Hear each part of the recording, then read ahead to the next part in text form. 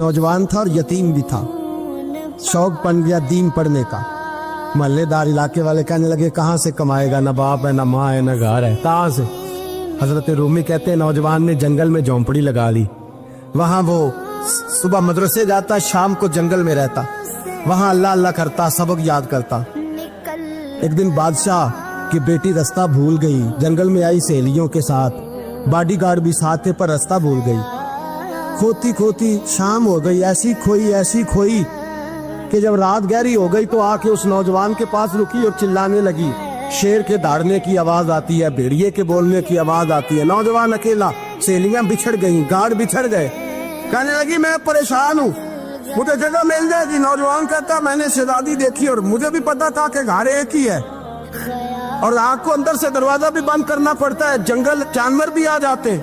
कहते मेरी छोटी सी कुटिया में, झोंपड़ी में वो आई, रो के कहने लगी सहारा कोई नहीं, अगर मैं पीछे निकलूंगी तो भेड़िए खा जाएगा। कहते मैंने उसे जगह दे दी। अकेली औरत, चिराग जल रहा है, सबक याद कर रहा हूँ। मेरे नबी पाक ने फरमाया जहाँ मर्द औरत अकेले हो तीसरा शैतान होता है। और शहजादी, वो बच्चा कहता है सबक याद करता रहा सारी रात। वो बच्ची को कहा सो जा, पर वो कहती है नींद मुझे भी कहाँ आई। ऐसे मौकों पर नींद, सारी रात सबक याद करता। थोड़ी थोड़ी देर के बाद चिराग जलता तो उस पर उंगली रखता, हाथ जलता तो पीछे खींच ले, फिर दूसरी उंगली रखता, थोड़ी देर के बाद जलता तो खींच ले, हाथ सारा जल गया।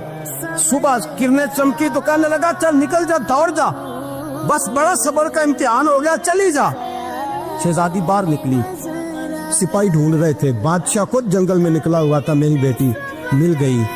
बादशाह तन्हाई में जाके कहने लगा बेटा मैं दुनिया को बताऊंगा कि मेरी बेटी खोई नहीं थी, सिपाही साथ ही थे। ये बड़ा मुश्किल होता है, बेटी तो भूल के भी रात कहीं रह पड़े तो लोग जीने नहीं देते, तो बेटा मुश्किल हो जाएगा मेरे लिए। कहाँ थी? उसने कहा नेक नौजवान के पास। उसने कहा बेटा मैं तो तेरी बात मानूंगा पर दुनिया नहीं मानेगी।